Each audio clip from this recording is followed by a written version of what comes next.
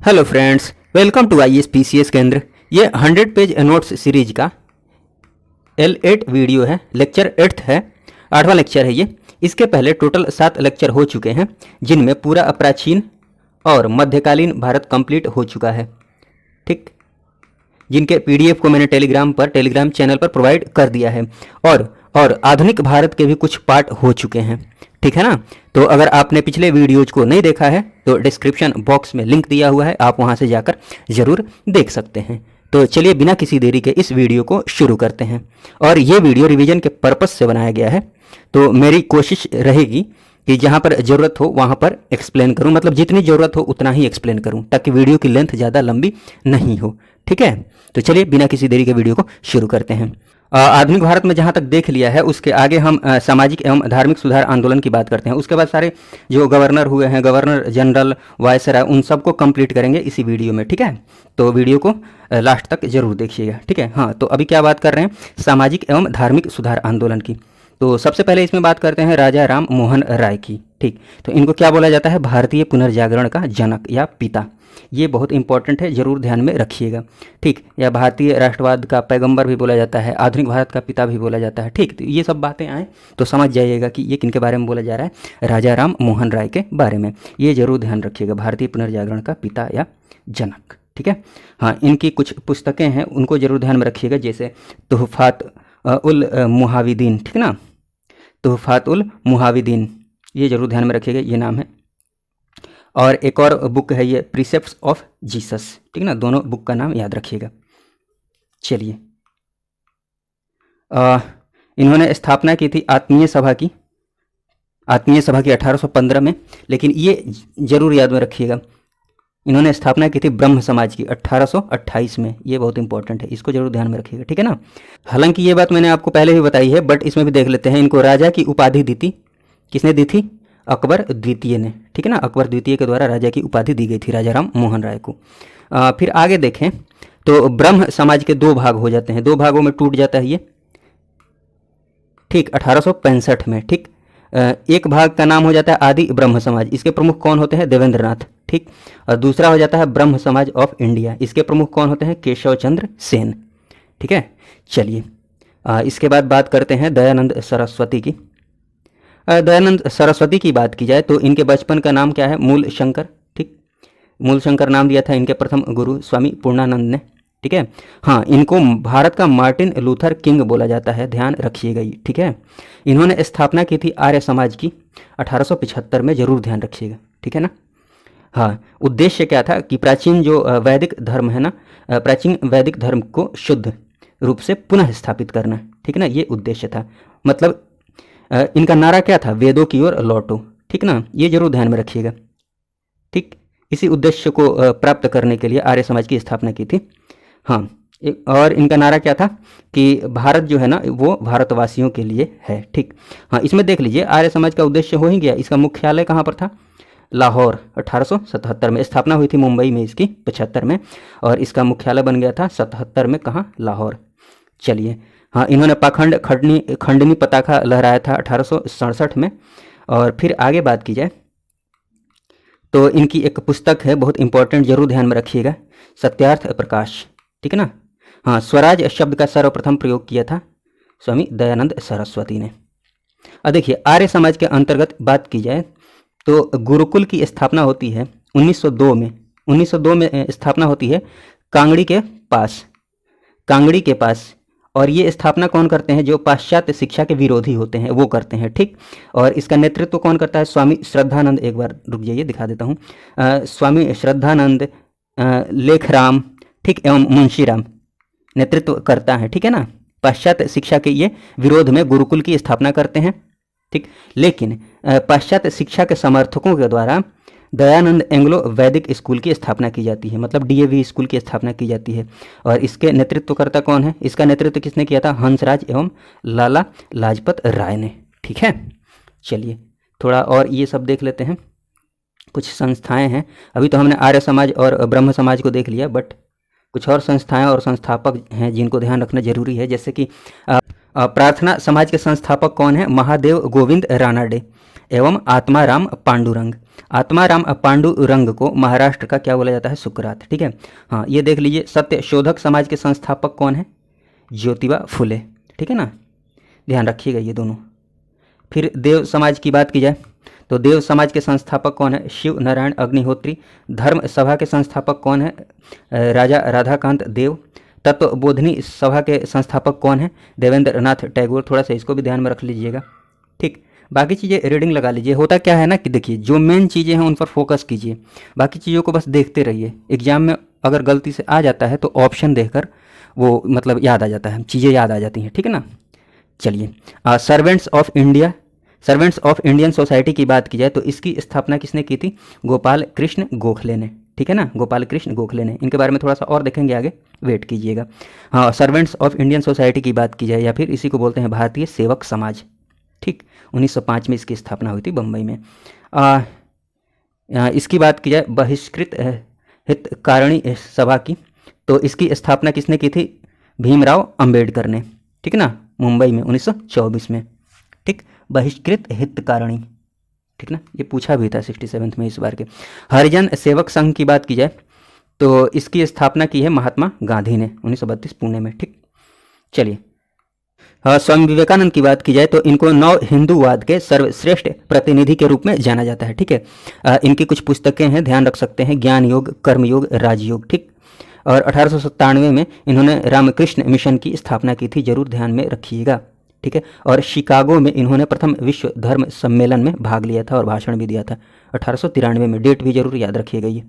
मूल नाम इनका नरेंद्र नाथ दत्त था और इनके गुरु कौन थे? रामकृष्ण मिशन। इन्हीं के नाम पर रामकृष्ण मिशन की स्थापना की थी स्वामी विवेकानंद ने। ठीक है, आगे बात की जाए थियोसॉफिकल सोसाइटी की बात की जाए तो इसकी स्थापना की थी मैडम ब्लावत्स्की एवं कर्नल ऑलकट ने 1875 में न्यूयॉर्क में। ठीक है, और 1888 में एनी बेसेंट इसकी सदस्य बनती हैं। एनी बेसेंट अध्यक्ष बनती हैं 1907 में। ठीक, और भारत में लोकप्रिय, भारत में इस सोसाइटी को थियोसॉफिकल सोसाइटी या थियोसॉफिकल जो आंदोलन है इसको लोकप्रिय किसने बनाया? एनी बेसेंट ने, भारत में। ठीक है, और 1898 में जो इन्होंने स्थापना किया, एनी बेसेंट ने स्थापना किया किसका? सेंट्रल हिंदू कॉलेज की स्थापना की। ठीक है ना, किसमें? बनारस में। ठीक, और यही आगे जाकर जो ये सेंट्रल हिंदू कॉलेज है वो 1916 में बनारस हिंदू विश्वविद्यालय हो जाता है मदन मोहन मालवीय के प्रयास से। ठीक है, चलिए आगे। एक मिनट, कुछ फैक्ट्स हैं, इनको भी देख सकते हैं। जैसे देवबंद आंदोलन, इसके संस्थापक कौन है?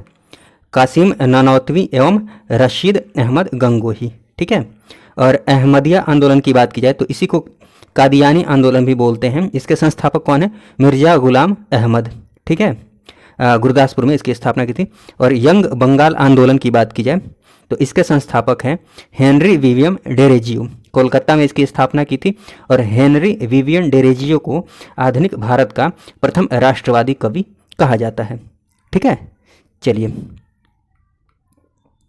अलीगढ़ आंदोलन की बात की जाए तो इसका नेतृत्व किसने किया था? सर सैयद अहमद खान ने। और सर सैयद अहमद खान के बारे में बात की जाए तो इन्होंने पीरी मुरादी प्रथा को ख़त्म करने की वकालत की थी और इनकी पत्रिका है, इसको ध्यान रख सकते हैं, तहजीबुल अखलाक। ठीक है ना, तहजीबुल अखलाक। स्थापना की थी साइंटिफिक सोसाइटी की 1864 में कोलकाता में।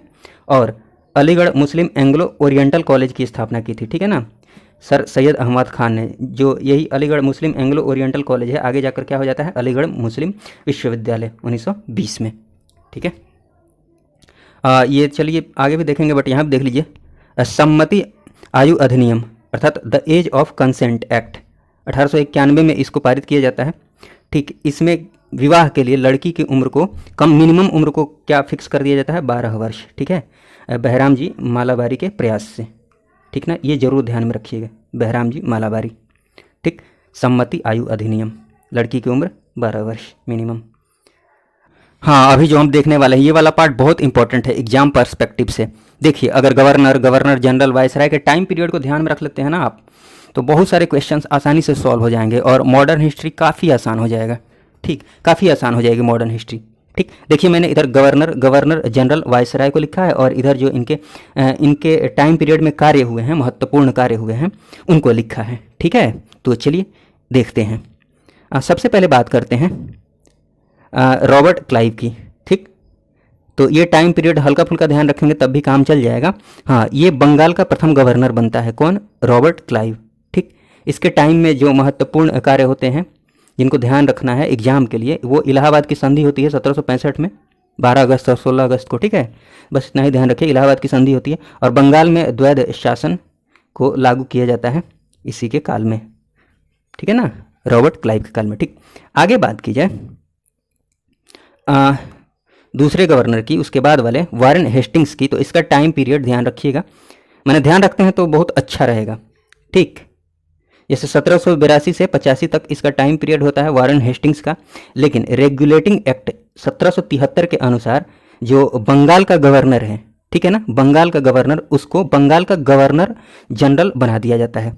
ठीक, कब? 1774 में बंगाल का जो गवर्नर है उसको बंगाल का गवर्नर जनरल बना दिया जाता है, अर्थात जो बंगाल का प्रथम गवर्नर जनरल है वो कौन हो जाएगा? Warren Hastings. ठीक, और इसी गवर्नर जनरल के अधीन मद्रास एवं बम्बई के गवर्नर आ जाते हैं। ठीक है ना, मद्रास एवं बम्बई के गवर्नर इसके अधीन आ जाते हैं। ठीक है, हाँ देखिए, ये ध्यान रखिएगा, वारेन हेस्टिंग्स को न्यायिक सेवा का जन्मदाता माना जाता है और ये पहला गवर्नर है, गवर्नर जनरल है जिस पर इंग्लैंड लौटने पर महाभियोग चलाया जाता है। ठीक है, हाँ अब इधर थोड़ा देख लीजिएगा, उच्चतम न्यायालय की स्थापना होती है 1774 में वारेन हेस्टिंग्स के काल में। ठीक है ना, कहाँ पर? कोलकाता में। और इसके मुख्य न्यायाधीश को याद रखिएगा, एलिजा इम्फे, इंपॉर्टेंट है, ध्यान रखिएगा। ठीक है, मुस्लिम शिक्षा के लिए प्रथम मदरसा की स्थापना करता है कोलकाता में 1781 में। और ये ध्यान रख लीजिए कि सर विलियम जोन्स के साथ मिलकर एशियाटिक सोसाइटी ऑफ बंगाल की स्थापना करता है 1784 में। ठीक है, ये भी ध्यान में रख लीजिएगा, वारेन हेस्टिंग्स के टाइम में ये रिंग फेंस की नीति लाई जाती है, ये भी ध्यान में रख लीजिएगा। ठीक है ना, ये देख लिया। लॉर्ड कॉर्नवालिस की बात की जाए तो इसका टाइम पीरियड है 1786 से लेकर 1793 तक। इसे सिविल सेवा का जनक माना जाता है, ध्यान रखिएगा। ठीक है, ये स्थायी बंदोबस्त लागू करता है बंगाल, बिहार, उड़ीसा में। देखिए, स्थायी बंदोबस्त, रैयतवाड़ी व्यवस्था, महालवाड़ी बंदोबस्त, ये सब हम बाद में देख लेंगे। फिलहाल देखिए, स्थायी बंदोबस्त की बात कर ली जाए तो स्थायी बंदोबस्त में क्या होता था कि जो किसानों की भूमि थी ना, तो किसानों के भूमि संबंधी अधिकार जो थे उसको समाप्त कर दिया गया और मालिक किसको बना दिया गया? जमींदारों को बना दिया गया। ठीक है ना, फिलहाल इतना ध्यान में रखिए। ठीक, ये लॉर्ड कॉर्नवालिस की बात की जाए तो इसकी मृत्यु हो जाती है कहाँ पर? उत्तर प्रदेश के गाजीपुर में। ठीक है, सर जॉन शोर की बात की जाए तो देखिए, कोई महत्वपूर्ण कार्य ऐसा नहीं था जिसको मेंशन करूं, तो बस टाइम पीरियड आप ध्यान में रख लीजिए। देखिए, जो भी महत्वपूर्ण कार्य हुए हैं, गवर्नर, गवर्नर जनरल, वायसराय, इनके टाइम पीरियड के अंतर्गत जो भी महत्वपूर्ण कार्य हुए हैं, जो भी इंपॉर्टेंट फैक्ट्स हैं, उन सबको मैंने यहाँ पर नोट किया है। ठीक है, इस नोट्स में। लेकिन मान लीजिए कुछ नहीं लिखा हो मैंने, कोई ऐसी बात जैसे कि मान लीजिए 1790 से 1792, ठीक, तीसरा आंग्ल मैसूर युद्ध हुआ था 1790 से 92 के बीच। ठीक, तो अगर इसको नहीं लिखा है तो आप अपना दिमाग नहीं लगा सकते हैं, आपको अपना दिमाग लगाना पड़ेगा, थोड़ी सी अंडरस्टैंडिंग डेवलप करनी पड़ेगी। ठीक ना, अब ये 1790-92 में हुआ था, तो देख लीजिए इस टाइम, ये वाला जो टाइम पीरियड है किसके टाइम पीरियड में फिट होता है? तो ये किसके टाइम पीरियड में फिट हो जाएगा? इसमें, लॉर्ड कॉर्नवालिस। और वहाँ पर भी हमने देखा था आंग्ल मैसूर युद्ध में, युद्ध वाले पार्ट में भी, कि ये वाला युद्ध किसके काल में हुआ था? तो कॉर्नवालिस के काल में हुआ था। गवर्नर जनरल कौन था? Lord Cornwallis. ठीक, ऐसा मैंने वहाँ पर बोला था। ठीक ना, तो इसीलिए टाइम पीरियड अगर ध्यान में रखते हैं ना तो बहुत सारी चीज़ें याद नहीं रखनी पड़ेगी, थोड़ा दिमाग लगाइएगा तो काम हो जाएगा। तो कुछ बातें ऐसी हो जिसको मैंने यहाँ नहीं लिखा है तो आप ये ना समझे कि नहीं लिखा है। ठीक, जैसे मान लीजिए कि आ गया कि सविनय अवज्ञा आंदोलन कब हुआ था? ठीक, 1930 में, ये किसके टाइम पीरियड में हुआ था? चाहे भारत छोड़ो आंदोलन किसके टाइम पीरियड में हुआ था? तो उसको इसमें लिख कर दिखाना जरूरी नहीं है, वो डेट आपको पता ही है। और उस डेट को इधर जो गवर्नर है, गवर्नर जनरल है, वाइसराय हैं, उनके टाइम पीरियड में फिट करके देख लीजिए किनके टाइम में हुआ था। ठीक, मेरे कहने का यही मतलब है। ठीक है, चलिए, लॉर्ड वेलेजली की बात की जाए तो इसका टाइम पीरियड है 1798 से 1805। ठीक, इसके टाइम में जो महत्वपूर्ण कार्य है उनको ये ध्यान में रख लीजिएगा। एक तो सहायक संधि ध्यान रखिएगा, एक फोर्ट विलियम कॉलेज की स्थापना की थी कोलकाता में 1800 में। ठीक ना, और सर जॉर्ज बार्लो की बात की जाए तो इसका टाइम पीरियड है 1805 से 1807। ठीक, ये टाइम पीरियड जरूर ध्यान रखिएगा। ये हो गया। हाँ, इसमें वेल्लोर की जो सिपाही विद्रोह हुआ था ना, वेल्लोर का सिपाही विद्रोह 1806 में, वो किसके काल में हुआ था? सर जॉर्ज बार्लो के काल में। ठीक, थोड़ा ये ध्यान में रख लीजिएगा। आगे बात की जाए आगे बात की जाए तो लॉर्ड मिंटो की। लॉर्ड मिंटो का टाइम पीरियड क्या है? लॉर्ड मिंटो प्रथम का 1807 से 1813 तक। ठीक, इसके टाइम में क्या क्या हुआ है? अमृतसर की संधि होती है रंजीत सिंह और लॉर्ड मिंटो के साथ, अंग्रेजों के साथ, ठीक है ना, 1809 में। ठीक, 1813 का जो चार्टर एक्ट आता है वो लॉर्ड मिंटो के टाइम में ही आता है, ठीक ना, ये ध्यान में रखिएगा, 1813 का चार्टर एक्ट। अब इस एक्ट में क्या क्या आया था उसको बाद में हम देखेंगे, या तो पॉलिटी में या फिर इसी में लास्ट में, मॉडर्न हिस्ट्री में ही। ठीक है, आगे बात की जाए लॉर्ड हेस्टिंग्स की, तो ये टाइम पीरियड ध्यान में रखिए 1813 से 23। ठीक, इसमें आंग्ल नेपाल युद्ध होता है 1814-16 में, और संगौली की संधि होती है। पिंडारियों का दमन इसी काल में होता है, लॉर्ड हेस्टिंग्स के काल में। आगे बात की जाए लॉर्ड एमहर्स्ट की। ठीक, 1823 से 28 टाइम पीरियड है। प्रथम आंग्ल बर्मा युद्ध होता है 1824-26 के बीच में, यानडूब की संधि होती है। ठीक है, यहाँ पर हाँ, बैरकपुर की सैन्य छावनी में एक विद्रोह होता है 1824 में, ये ध्यान रखिएगा, सैन्य छावनी में विद्रोह बैरकपुर में, लॉर्ड एमहर्स्ट के टाइम में। ठीक, हाँ, ये जरूर ध्यान में रखिएगा, लॉर्ड विलियम बेंटिक। ठीक, ये जरूर ध्यान में रखिएगा। लॉर्ड विलियम बेंटिक की बात की जाए तो इसका टाइम पीरियड है 1828 से 1835। ठीक, और 1833 का जो चार्टर एक्ट आता है इसके टाइम में, इसके अकॉर्डिंग, इसके अनुसार बंगाल का जो गवर्नर जनरल है उसको क्या बना दिया जाता है? भारत का गवर्नर जनरल। ठीक है, अर्थात लॉर्ड विलियम बेंटिक जो है 1833 में क्या बन जाता है? भारत का गवर्नर जनरल। ठीक, तो कहने का मतलब ये हुआ कि भारत का प्रथम गवर्नर जनरल कौन हुआ? भारत का प्रथम governor general Lord William Bentinck. ठीक, और सुन लीजिए, ये अगर नहीं बोल रहा हूं कि भारत का बंगाल का अंतिम गवर्नर कौन हुआ, अंतिम गवर्नर जनरल कौन हुआ, किसका गवर्नर जनरल? बंगाल का अंतिम गवर्नर जनरल कौन हुआ? तो जो भारत का प्रथम गवर्नर जनरल बन रहा है वही ना अंतिम होगा। ऐसे ध्यान में रख लीजिएगा हर जगह। पिछली बार भी मैंने नहीं बताया वारेन हेस्टिंग्स के टाइम में कि वारेन हेस्टिंग्स ही बंगाल का क्या था? गवर्नर था, जो आगे जाकर 74 में क्या बन गया? बंगाल का गवर्नर जनरल बन गया। ठीक, अभी क्या हुआ? 1833 में जो लॉर्ड विलियम बेंटिक था, ये बंगाल का गवर्नर जनरल था, वो क्या बन गया? भारत का गवर्नर जनरल। ठीक, अर्थात लॉर्ड विलियम बेंटिक ही बंगाल का अंतिम गवर्नर जनरल है और भारत का प्रथम गवर्नर जनरल है। ठीक, तो थोड़ा सा ध्यान रखिएगा इन बातों को। आगे बात की जाए, हाँ, ये जरूर ध्यान में रखिएगा कि राजा राम मोहन राय के सहयोग से सती प्रथा को समाप्त किया 1829 में, बहुत इंपॉर्टेंट है। ठीक, और ये भी भारत का प्रथम गवर्नर जनरल, बहुत इंपॉर्टेंट है। कर्नल स्लीमैन की सहायता से ठगी प्रथा को समाप्त किया 1830 में, और मैकाले द्वारा आधुनिक शिक्षा की नींव रखी जाती है इसी के काल में, लॉर्ड विलियम बेंटिक के काल में। बात की जाए चार्ल्स मेटकॉफ की, तो ये टाइम पीरियड ध्यान रख सकते हैं, चार्ल्स मेटकॉफ 1835-36 में। इसमें जो इंपॉर्टेंट बात है वो ये है कि इसको बोला जाता है भारतीय प्रेस का मुक्तिदाता। ठीक, उसमें बहुत से कानून लाए गए थे भारतीय प्रेस पर वो प्रतिबंध लगाने के लिए, चाहे रेस्ट्रिक्शंस लगाने के लिए। ठीक, तो इसने कुछ छूट दी थी चार्ल्स मेटकॉफ ने, इसीलिए भारतीय प्रेस का मुक्तिदाता बोला जाता है। चलिए, लॉर्ड ऑकलैंड की बात की जाए तो इसका टाइम पीरियड होता है 1836 से 42। ठीक, इसके टाइम में प्रथम आंग्ल अफगान युद्ध होता है। लॉर्ड एलन बरो की बात की जाए तो 1842 से 24 का टाइम पीरियड है। दास प्रथा को अंत करता है ये 1843 में, और कुशल अकर्मण्यता नीति का संपादन करता है। ठीक है ना, कुशल अकर्मण्यता नीति का। बात की जाए लॉर्ड हार्डिंग की, तो इसका टाइम पीरियड होता है 1844 से 48। ठीक, इसके टाइम में प्रथम आंग्ल सिख युद्ध होता है। देखिए, प्रथम आंग्ल सिख युद्ध हमने देख लिया है, ये मेंशन अगर यहाँ पर ना भी करता तो काम चल जाता। ठीक है, तो अपना हम दिमाग लगा लेते हैं। 45 से 46 प्रथम आंग्ल सिख युद्ध की अगर बात आती है, मान लीजिए ये मिटा देता हूँ यहाँ से, तो आप अपना दिमाग लगा लीजिएगा कि चलिए प्रथम आंग्ल सिख युद्ध कब हुआ था?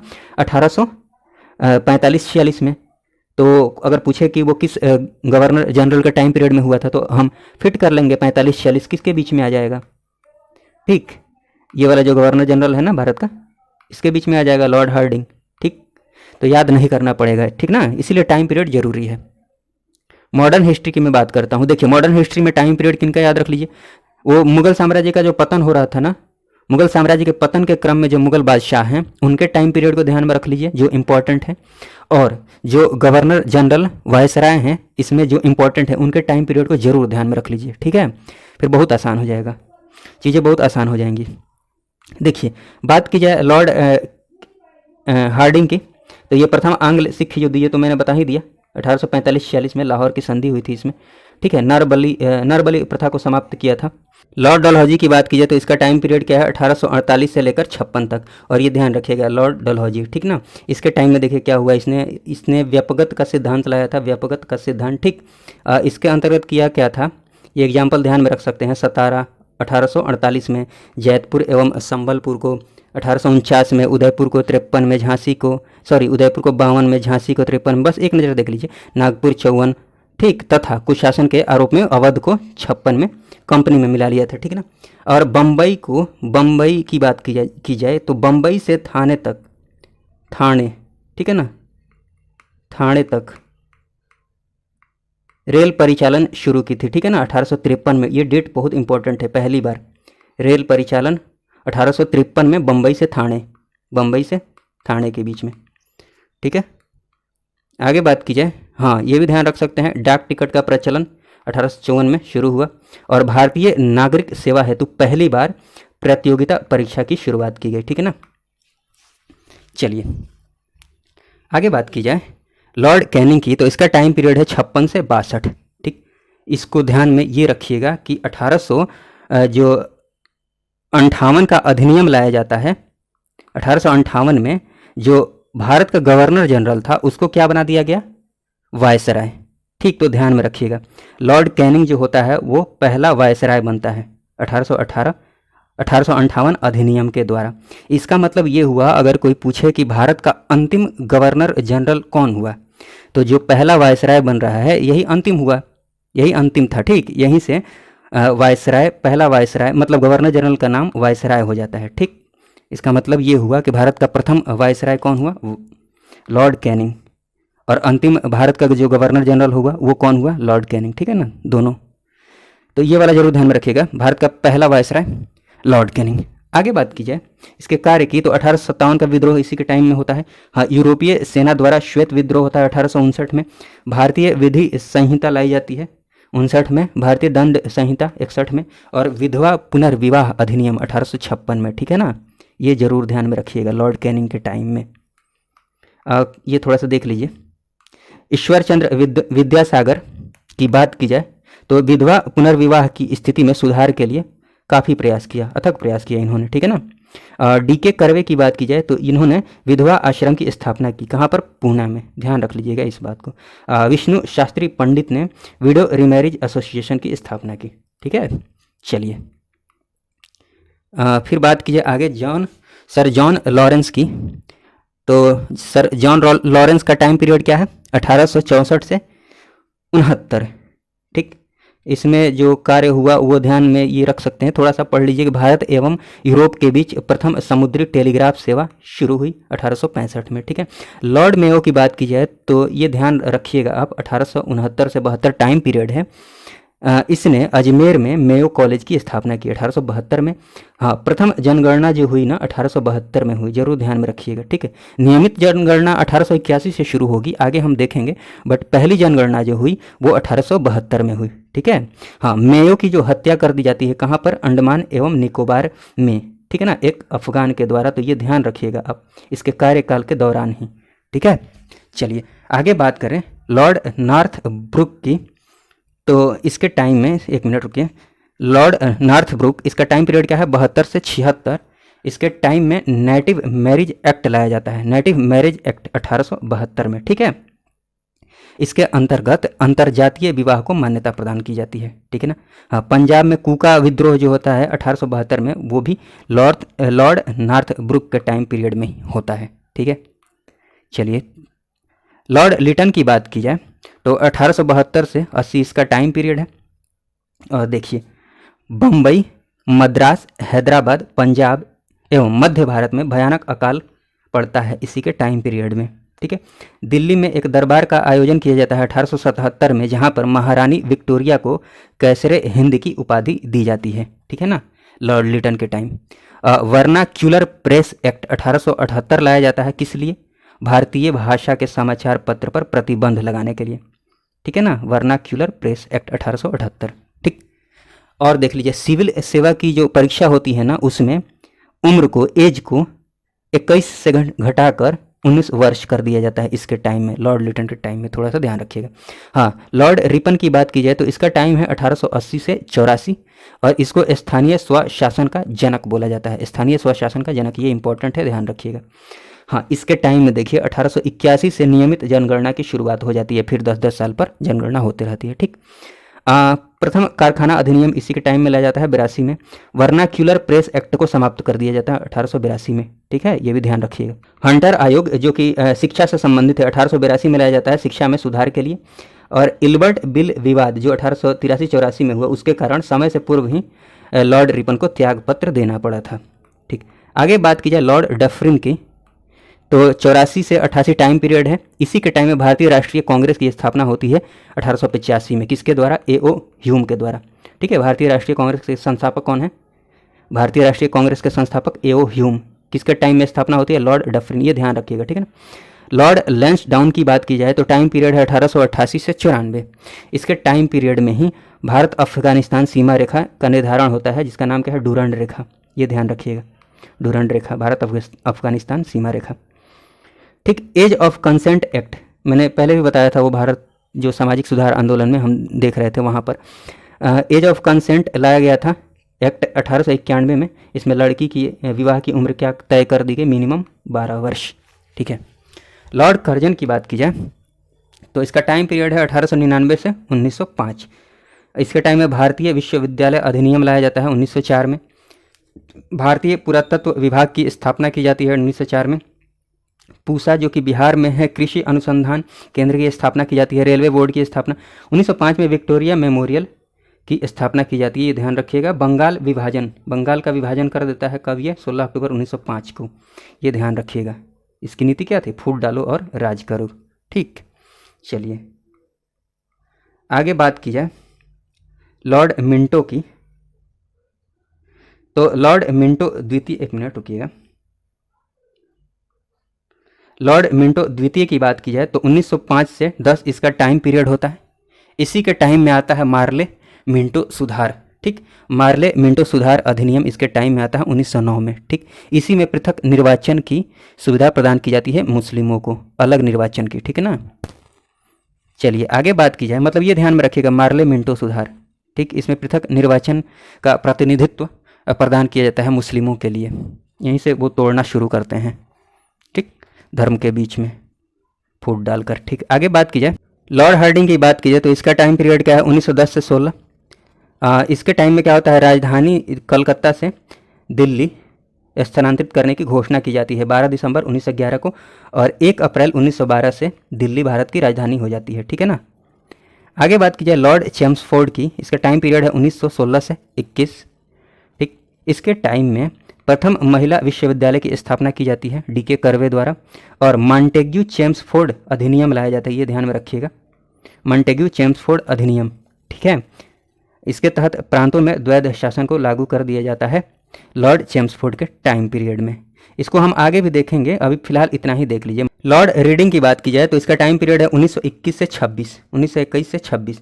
इसके टाइम पे प्रिंस ऑफ वेल्स भारत आता है। ठीक, और ICS मतलब इंडियन सिविल सर्विसेज, ठीक है ना, इसकी जो परीक्षा होती है वो पहले केवल लंदन में ही होती थी इसकी परीक्षा, अब दिल्ली एवं लंदन दोनों जगह कराने का निर्णय लिया गया। ठीक है ना, इसके टाइम में, लॉर्ड रीडिंग के टाइम में।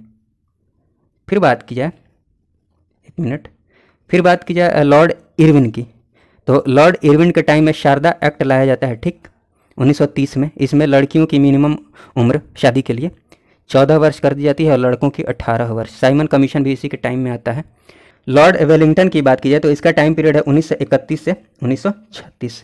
ठीक, इसके टाइम पीरियड में एक ये ध्यान में रखिएगा कि भारत शासन अधिनियम जो लाया गया था 1935 में लाया गया था लॉर्ड वेलिंगटन के टाइम में। ठीक, हाँ, भारत शासन अधिनियम के अंतर्गत प्रांतों में द्वैध शासन को समाप्त कर दिया गया और केंद्र में शुरू कर दिया गया। ठीक है, समझ रहे हैं ना। देखिए बहुत सारी चीज़ें हुई है, ऐसा नहीं है कि बस भारत शासन अधिनियम या फिर इनके अंतर्गत प्रांतों में द्वैध शासन को समाप्त कर दिया गया, केंद्र में शुरू कर दिया गया, बस यही एक काम हुआ, नहीं। देखिए बहुत सारी चीज़ें हैं, उनको हम आगे देख लेंगे, आगे देख लेंगे। बट अभी हम जो देख रहे हैं वो ये देख रहे हैं कि जो गवर्नर जनरल है, वायसराय हैं, उनके टाइम पीरियड में महत्वपूर्ण कार्य जो हुए उनका नाम देख रहे हैं, डिटेल्स में नहीं देख रहे हैं।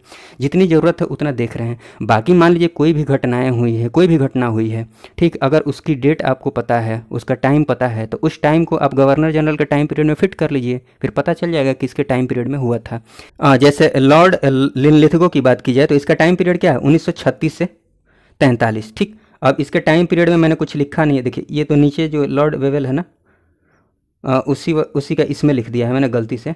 तो लॉर्ड लिनलिथगो के टाइम पीरियड में मैंने हालांकि कुछ लिखा नहीं है, बट ऐसा नहीं है कि इसके टाइम पीरियड में कुछ हुआ नहीं है। देखिए 1942 में भारत छोड़ो आंदोलन का प्रस्ताव पारित किया जाता है ना इसमें।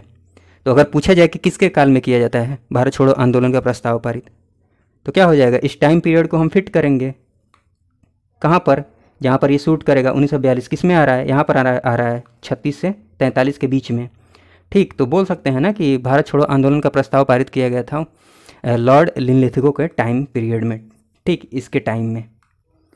तो कुछ चीज़ें ऐसी हैं जिनको मैंने यहाँ पर नहीं लिखा है, क्यों, क्योंकि वो भारतीय स्वतंत्रता संग्राम जब हम देखेंगे ना तो उसके अंतर्गत जितने भी आंदोलन हुए हैं, ठीक, वहाँ पर हम डिटेल्स में देख लेंगे। और वो डेट आपको ध्यान में है तो उन डेट को इसमें फिट कर लीजिएगा ज़रूरत के हिसाब से, तो आप आंसर तक पहुँच जाइएगा, आपको जो चाहिए वो मिल जाएगा, ठीक है ना। जो भी क्वेश्चन में पूछेगा उसके अकॉर्डिंग, कहने का मतलब थोड़ी सी अंडरस्टैंडिंग बढ़ाने की भी ज़रूरत है, ठीक है। जैसे चलिए आगे देखते हैं। लॉर्ड वेवेल की बात की जाए तो इसका टाइम पीरियड है 1943 से 1947, ठीक है। तो इसके टाइम में कैबिनेट मिशन का आगमन होता है। अगर ये ना भी लिखता तो काम चल जाता। कैबिनेट मिशन का आगमन 1946 में होगा, तो उस 46 को इसमें फिट कर लीजिएगा, देख लीजिएगा कि इसके टाइम पीरियड में ये फिट हो रहा है, ठीक। तो आपका काम हो जाएगा। तो इसको लिखने की ज़रूरत थी नहीं मुझे, बट चलिए लिख दिया है समझाने के लिए, ठीक। तो ऐसे ध्यान में रखिएगा ना तो चीज़ें आसान हो जाएंगी, कम चीज़ों को ध्यान रखना पड़ेगा, ठीक।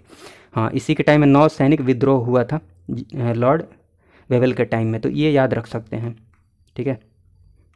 अब कैबिनेट मिशन हुआ, भारत छोड़ो आंदोलन हुआ, सविनय अवज्ञा आंदोलन हुआ, असहयोग आंदोलन, खिलाफत आंदोलन, ये सारी चीज़ें हैं जो आगे हम पढ़ेंगे हैं डिटेल्स में, ठीक। इसलिए मैंने यहाँ पर सबको नहीं नोट किया है।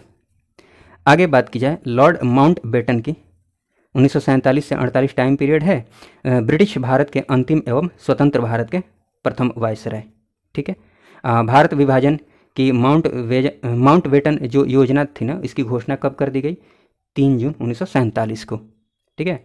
लास्ट में ये बात ध्यान में रखिए कि सी राजगोपालाचारी 1948 से 50 तक इनका टाइम पीरियड रहा। ये स्वतंत्र भारत के पहले एवं अंतिम गवर्नर जनरल रहे। क्यों, क्योंकि संविधान जब लागू हुआ 26 जनवरी 1950 को, उसके बाद गवर्नर जनरल के पद को समाप्त कर दिया गया, ठीक है। बाकी चीज़ें आगे के वीडियो में कंप्लीट हो जाएगी। वीडियो देखने के लिए आपका बहुत बहुत धन्यवाद। जय हिंद, जय भारत।